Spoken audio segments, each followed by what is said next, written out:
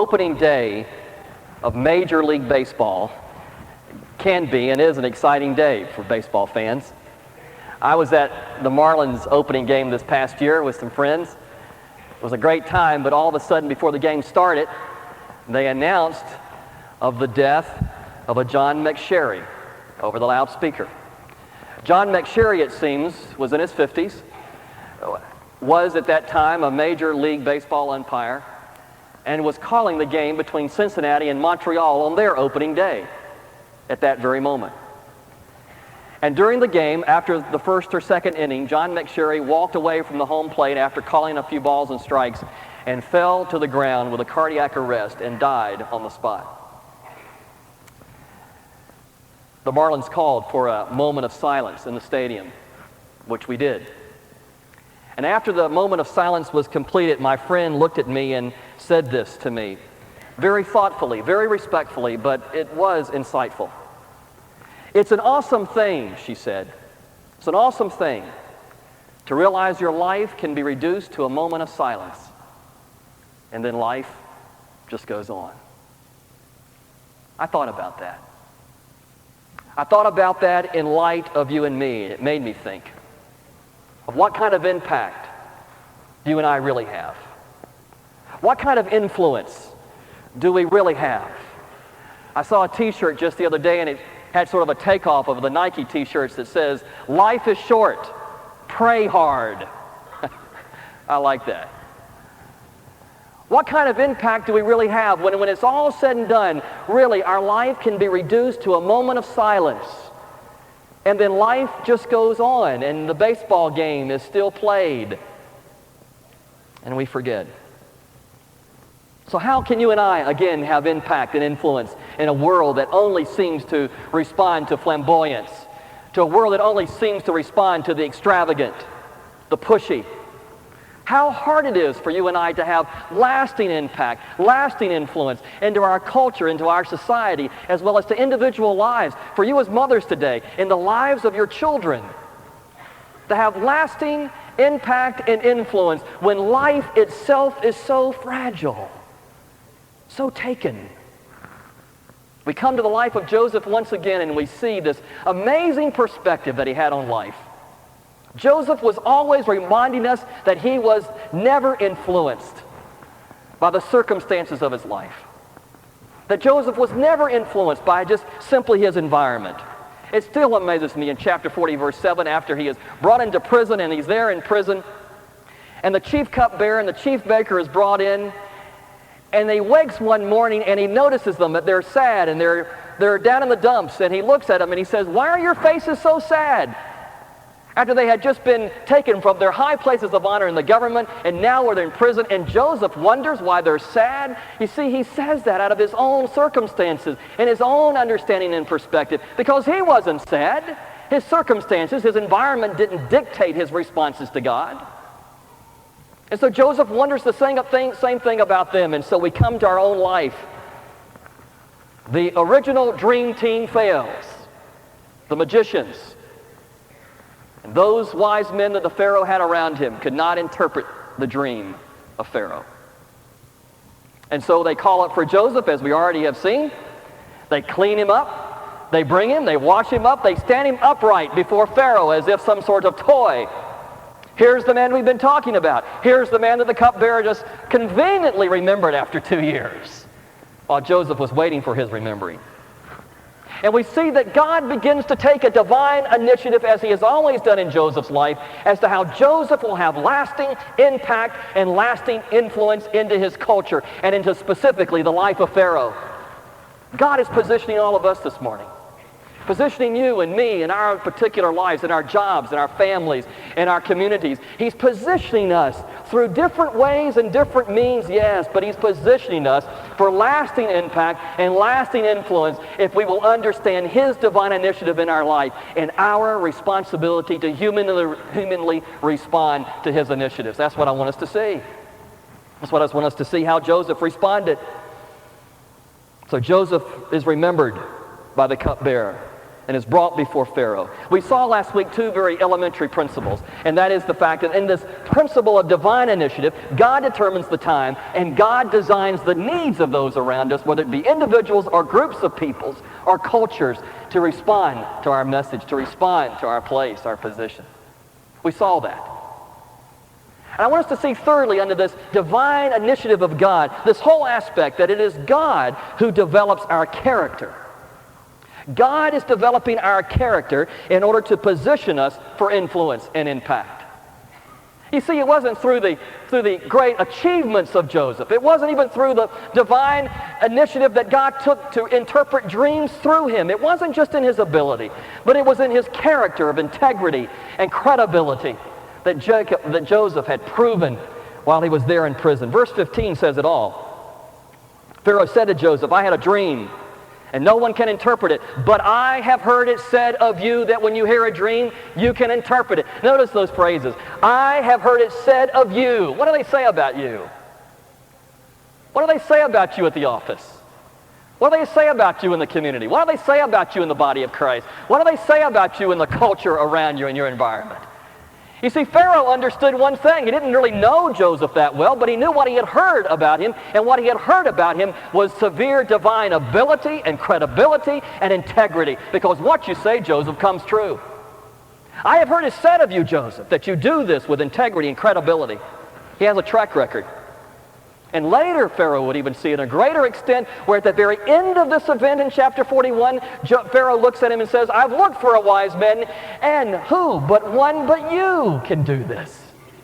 You are the wise man that I'm looking for. Take over my palace. Everything I have is in your control except for my throne itself. Amazing. This flamboyant, arrogant, flippant ruler. How bizarre this is. All of a sudden, in his arrogance and his flippancy, now the king bows to a common Hebrew slave. Amazing. Bizarre, you say? Not when God's in charge. Unusual? Well, yes, humanly. But you see, it is noticeable that when God is doing it, it becomes obvious, so obvious that it seems bizarre, and yet it's done with ability and integrity and credibility. Noticeable and lasting impact and influence comes to us when we know and when it is obvious that God is doing it. And he does it apart from our schedules, our timing, our needs, and our abilities. It is God who makes himself obvious in your life. You see, only true lasting impact, only true lasting influence in that child's life, mother, will not come by all of your clever retreats that you do, and all those, they will have impact too. Those wonderful things that you do, and yes, that will have impact too. But it is even through the moments when they begin to see your character and how stable and true it is in Jesus Christ, when they begin to notice and influenced by your character, that the lasting work of God will remain in their life. Here's the point. Our impact, our influence does not come to a person and to a culture in overnight experiences, one-time encounters, by little projects and one sermon that could say it all. It comes through God developing our character. It comes through seasoned lives, being positioned by God, being seasoned through brokenness, being developed in our abilities, being developed in our integrity, being developed in our credibility. And that takes time for God to do that. You see, society doesn't see this. Society responds to the overnight successes. Society responds to the flamboyance, to the immediate. But how many of us remember today who won the pennant last year for the World Series? Not many, I suppose, unless you're an avid baseball fan. How many of us remember different people who have broken records in the Olympics from last time Olympics that go into this Olympic season? Not very many. And not that those things are wrong. But you see, it is the character development of people's lives that has lasting influence and impact. But those things get the attention, the fame, but they will not last without character development. I've been thinking lately, Magic Johnson has returned to the NBA, and that might be great news for basketball fans because he can hoop one in better than anybody else perhaps in the history of the game. But how quickly we have forgotten the HIV. How quickly have we forgotten the hundreds of women who have been infected because of their sexual promiscuity. How quickly we have forgotten the accountability of character. And now he has returned as a basketball hero. How quickly we forget. As long as politicians will secure Medicare for us and assure the minimum wage to rise, character is not very important. You see, these are the things we have to think about. These are the things that we are faced with in our culture and our society, of how God develops what is truly important. You see, God seasons, let's just say this, God seasons over time. You might say, Lord, I'm ready today to be used. I'm ready today for that position in the company. I'm ready today, Father, for you to answer this prayer and to use me in this way in my culture, and use me in this way in my son's life, and my daughter's life, and my spouse's life. Lord, I'm ready today. And God says, oh yes, you have the ability. But you see, I have to season and break and season the credibility and the integrity of your character so that your impact will be remembered and eternally lasting. That's why we, sometimes mothers, when we are in our 40s, or in our 30s, or even later, we remember and we come back and we say thank you, because that leadership has been seasoned and our character has been developed, and we recognize truly what is lasting. It comes over time. Some of us have to remember God's timing for God to develop the needs and the way that God does it. As God developed Joseph's character, notice it. He developed his abilities with dream telling. It was something about dreams in Joseph. Started way back with his brothers, didn't it? Way back when he had that first arrogant dream of his own. That's probably how he understood how to minister to Pharaoh's arrogant dreams, because he had been arrogant in his dreams. And he understood that dream, and then he was able to understand the cupbearer and the baker, and now he comes to Pharaoh, and you see there's a pattern. God is seasoning his abilities. God is seasoning his integrity. Joseph, I've heard it said of you that what you say comes true. You see, that only comes by seasoned lives. Well, it comes by track records that have been made. Oh, God's going to use you, my friend, young person. But maybe the track record has to be laid. Maybe the life has to be seasoned for the lasting impact and influence to come. The administrative skills that Joseph had. Look at him in Potiphar's house, putting things together, elevating it so much that the prison warden noticed it and put him in charge of all the other prisoners. And now, no wonder, is he ready to take over the palace of Pharaoh? You see, he just didn't hop into that position. God had seasoned his abilities, his integrity, his credibility. God was able to use him and position him for that moment. You see, right now, what you're going through might not be where you want to end up. But let's trust God together that it's through that time of seasoning that God is positioning to even use you for greater influence, greater impact. The world has absolutely no clue to this, for what this means of integrity and seasoned lives and credibility. No clue at all, but it did to Pharaoh. God broke through. I was calling this past week to change an airline reservation because of things here at the ministry, needing to be here for operations. Linda's grandmother had an operation that we needed to be with her because it was very serious. We had an overnight quick ticket on Delta, one of those $80 quick things, you know. I had to call and try to change it. They informed me that I couldn't change it without a $50 waiving fee. I understood that. But I told them I had a particular situation. Well, don't we all? But I told them my particular situation. And so they said, fine, we'll do this. And I said, well, I got to make some arrangements, and then I'll call back. I called back, and the lady that I talked to wasn't there, and I talked to a man. Had to go through the whole thing over again. And he said, well, we can't do that. That breaks the rules. I said, well, I know that, but this is what I've been through. I told this lady, and she said that it was okay, and they would put that in the computer. Well, she didn't put it in the computer. And he informs me there are 5,000 employees for Delta, and that they could have told me anything, and I could have been anybody. And I informed him that it was an issue of integrity, that they had promised me this. I shouldn't have to prove it. They promised me this. He says, well, integrity doesn't have anything to do with it. And I said, oh, yes, it does. Have you ever heard of Joseph?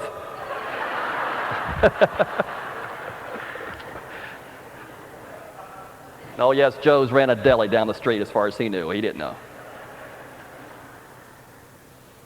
You see, the world says, what does this have to do with it? And so we rush into prominence. We rush into positions. We grab the titles, and we fall flat on our face because God has not yet developed the character. God's developing character in you. Be patient for that job title. God is developing character. That's why He's seasoning you to be a mother, to be a father. God's seasoning. Let's trust His timing. Let's trust His initiatives in our life. But you see, there's a human response to all of this. We have to respond humanly to what God is doing. Joseph had to, and Joseph did. I want you to see quickly three very, again, elementary principles about influence and impact of how we respond humanly to God's divine initiatives, how Joseph did it. Notice it. The first one is this, that we must devote attention to the enabling of God. That's our response. We are to devote attention to the enabling of God. Verse 16, verse 28, verse 32, notice it. Verse 16, Joseph says, I can't do it, Pharaoh, but God will give Pharaoh the answer he desires. Look at verse 28. It is just as I said, Pharaoh. God has shown Pharaoh what he is about to do. God's going to do this, not me. God has shown you what He's about to do. And notice verse 32. The reason the dream was given to Pharaoh in two forms is that the matter has been, listen, firmly decided by God, and God will do it soon.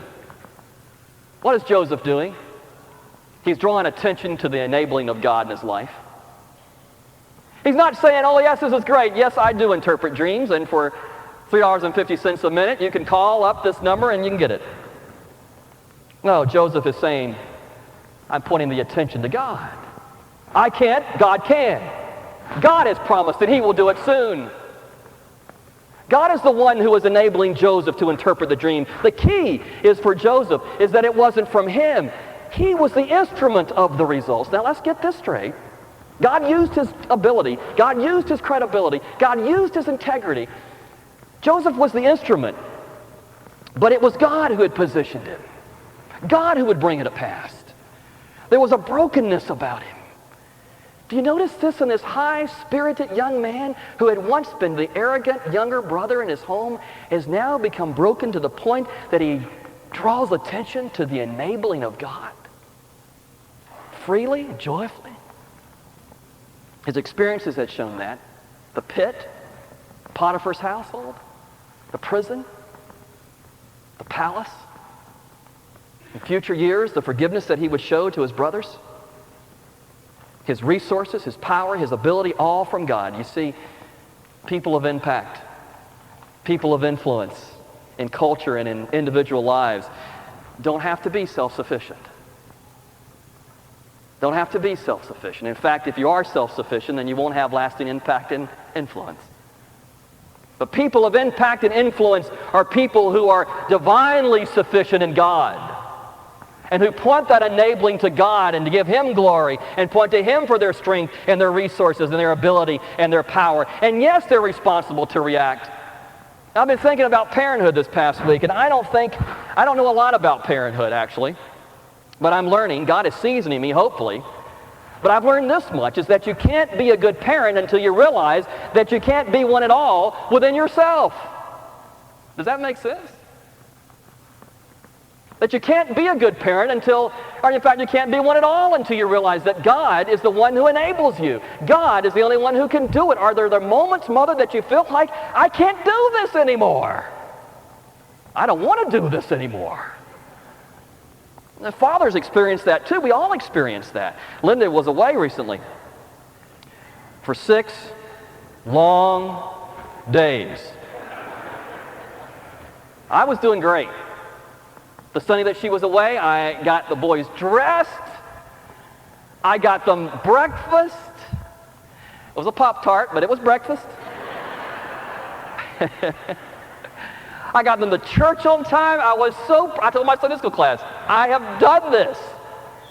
Sunday night came along. Man, things have been going pretty smooth, and I thought, what's the big deal? You know? I mean, I'm doing this. This is great. What's all this fuss that I hear about sometimes? And then Monday morning. Nobody wanted to go to school. In fact, one, after I had dressed him properly, got undressed. And by the time that I had tried to do my best at negotiations and exerting my parental authority, got them into the car, sweating profusely, understanding what the big deal really was about. By this time, of course, they didn't want to live with me anymore. I was the worst father in the world. I was mean, I was a tyrant, and so forth. One of them looked and said to me very profoundly, "I only like two people in this family, and you're not one of them."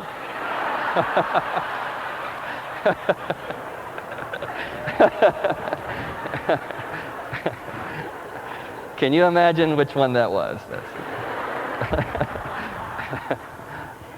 And I said, "Lord, I can't do this. I'm not cut out for this." As I pushed him into the classroom, being peeled off of my body. Now, this was a father he didn't want to live with 5 minutes ago. Being peeled off of my body. You see, what is it all about, my friend? Lasting impact and influence will only come when we recognize the enabling of God. What's the big deal? Only God can do it. That's the deal. There will be no lasting impact from your college education and your track records and your abilities and all kinds of influences that you have or think that you have or what you have acquired. There will be no lasting, eternal impact and influence until you become broken and recognize only the enabling of God. The second thing I want you to see is that we must devalue our agenda in view of God's agenda. It's a simple point. We must devalue our agenda in view of God's agenda. It comes with a brokenness. It's part of the package. Verse 32 says very clearly, we've already seen it, it is a matter that has been firmly decided by God, and God will do it soon. You see, what is Joseph saying to us? What is he teaching us? He's telling us that it is God's agenda. He's telling us that it is not his agenda. It is not his clever craftsmanship of dream telling. It is what God has decided firmly. And if only God has decided it firmly, that's the only time that it will be done. And when it will be done, it will be soon, because God will enable it to be done. I think in that word soon is more or less the word obvious. It'll be obvious. God's doing it. Because he's the one who enables, because it is his agenda. I don't know about you, but that's the principle that I got out of all that. Imagine Joseph telling Pharaoh these dreams, a little shaky, telling him bad news, this flippant, arrogant, flamboyant king. A little shaky, but he tells him the truth. Why? Because he's a man of integrity. He's a man of credibility. So he tells him the truth about these dreams, about the famine that is coming, about the plight upon the land, but how to get through it. Yes, all those things are there, you see. It was the plan, but it was God's plan, Joseph said. We've all planned out, don't we, you and me? We have it all planned out. We want influence now. We want to be used now. We want the answers to our prayer now. We want to understand now. After church last Sunday, a dear brother came up to me, and it was just precious. He said, "Pastor," he said, "you've been talking about the meanwhiles, and you've been talking about the howevers, and this morning you talked about the thens." He said, "but what I want to know about is the nows." I love it. You see, that's where we are all programmed into. We've been grilled with this kind of mindset to push our agenda, to have our way. We're told that we go off to college and we marry, we have kids, and we buy a little house, and we get this title on the office door, and we acquire everything, and life becomes just the way they promised us it would be. But it hasn't turned out that way for some of us. In fact, for any of us at periods of time. You never expected to go it alone. You never expected to raise those children by yourself, mother or father. You never expected that they would downsize the company that you thought would be so loyal to you because you've been loyal to them. You never thought that you would be the victim of somebody's bad mood or the events. You see, God's agenda. If anything we learn from these things of our life is that it is God's agenda. Joseph's influence came not because he was from the posh community of Hebron, but Joseph's influence and impact came because he devalued his agenda in view of God's agenda. My new heroes. I've been getting a lot of new heroes lately. People who are standing firm with God's agenda, where it has cost them everything. My dear brother and sister, Gary and Linda, as I shared with you a couple of weeks ago, who lost their only child, only son, to a car wreck. And I told you about how we prayed together that night, about how it was prayed. I was talking to Gary just the other night, talking about the letter they had sent out to all their friends. And another time, perhaps I can read that for you. Amazing letter of God's providence, pointing attention to the enabling of God through their life, and in their loss to be a testimony for Him. And so I said, how did you do it? How do you do it? How do you do this? When all the theory and all the theology of God's sovereignty all of a sudden becomes an experience. How do you do it? You know what he said to me? He said, I determined years ago how I would react in moments like this. For you see, years ago, I gave the Lord everything I had. Gave Him everything. There were just some non-negotiables that I had decided in my life. And my son was one of them. Gave Him everything. And so when I faced the moment, of course I devalued my agenda and bowed to my Father's. Let me tell you something, my friend. You don't do that out of a simple hearing of one sermon and reading a little verse of Romans 8:28 and plastering on your refrigerator. You don't do that by just understanding the theology. You do that over a life that has been seasoned with His sovereignty. That's how you do it. By a lifestyle that devalues your agenda over God's. With all the questions that He has left unanswered, it is still God. You see, the third lesson is very simple and follows right along. We must discern God's agenda over our own. You see, there's one thing to devalue your own in view of God's agenda. It's another thing to discern what God is doing and recognize that mindset and that lifestyle that God places you in and rest in that. So it is not only devaluing, but it is discerning God's agenda. Look at the plan that God has for Joseph. Verse 37, 38, 39, all the way down to verse 40. Who could have imagined this rich Hebrew young person found himself in the poverty of Egypt? Alone, forsaken, forgotten, he thought. His only way out, the guy forgets. And remembers, just conveniently, 2 years later. Who could have imagined that all of a sudden he stands, yes, a little cleaner than he had been 24 hours ago. He stands, the same guy, same Hebrew slave, and finds himself at the number 2 spot of the major force of that time in the world as a countryman, as a prime minister. Who could have imagined? You see, it is God's agenda.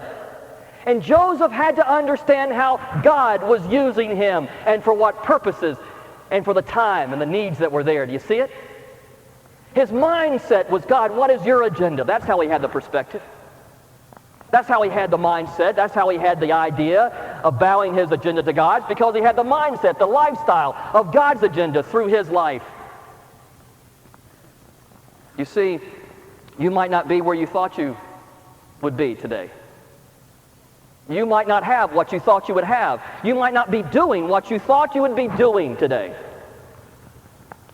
But you see, if it's on God's time and God's agenda, and you're devaluing yourself and you're enabling God to work through you, then you have to understand and discern and trust and rest in God's agenda. And live a lifestyle to be captivated with contentment with what God is doing right now in your life. Even though it isn't the ivory palaces yet, and maybe never will be. But what is God doing? I used to lay awake at night in college. Sophomore, never forget it, my 2 roommates and I, we'd lay awake. Dr. Wenzel used to say in theology class, be praying for your wife. She's out there someplace if God has it for you. And so we'd come back at night and we'd lay in those beds and we'd all be praying together and we'd pray for each other's wife wherever she was. Little did I know, as a sophomore in college, mine was in 3rd grade in Tampa, Florida. I would have never, ever dreamed that. Happy Mother's Day. They get arrested for things like that today. Never would I have imagined. Where has God placed you? What is he doing? God positioned Joseph. Joseph didn't have it all figured out. Don't tell me he did. He didn't. Don't you think he sat back some days and thought, where in the world did this come from? What did I do to deserve this? Or can you imagine it? I mean, this is better than winning the lottery. He's number 2 in Egypt. He'd been serving the prisoners in prison 24 hours earlier. Unbelievable. But you know what the key is for Joseph's life? As he has this perspective on all of it all, at God's sovereignty, you know what the issue is? Is that Joseph just lived faithfully wherever he was and whatever he was doing. He just responded faithfully, unyielded by the circumstances of his life. He just lived faithfully. And as he lived faithfully, God began to use him. God began to touch him. God began to position him. And we speak about him today with lasting influence and impact because of his character, because of his agenda being God's, and discerning what God was doing. Amazing. Got a call this past week from my mother at the office. She called to say how proud she was to be my mother, to thank me for Linda and the boys. My response was, oh, I thank you. I thank you. She asked me to pray for Kathy. For Kathy. I don't know Kathy. But she asked me to pray for this 28-year-old single mother she met on the bus. She rides to work every single morning. She's been ministering to her, she said, the last few weeks, last few months. She said sort of sheepishly, she says, she just needs a lot of help. I'm just kind of there to talk about it and point her to God, point her to Christ. So we use the 30-minute ride on the bus to do that every morning at 6:30. She says, I slip her $15, $20 every payday just because she needs help. She says, I asked the Lord, should I be doing this when I really do need this money? And of course, my response was, oh, Mom, you don't need to be doing that. She said, oh, I know, but it was her daughter's birthday, she said. She wanted to get her a nice gift. She said, pray for Kathy because I think she's close to coming to Christ. She said, pray for her. She said, but God made it up to me. This every now and then, the money that I slip to her as she walks off the bus. She says, they came out with this new policy at the bank. And she says, the new policy was they were paying so much money towards people's parking at the bank because the rates had gone up so much. Now, this is just like my mother. She had gone to head of personnel. And she said, you got this new rule, but what about those of us who do not drive and do not park, and we ride the bus? And they thought about that, and they thought, you're right. And so Nations Bank came back and said, Marilyn, we'll give you $40 a month for your bus ride. Just an example to her. How God was just replenishing because, you see, it was God who was enabling. They'll never write a book about my mother. But she's a woman of influence. She's a woman of impact. I really don't understand why, except that she just understands God's agenda. She just understands how I long to be like my mother. Let's pray together.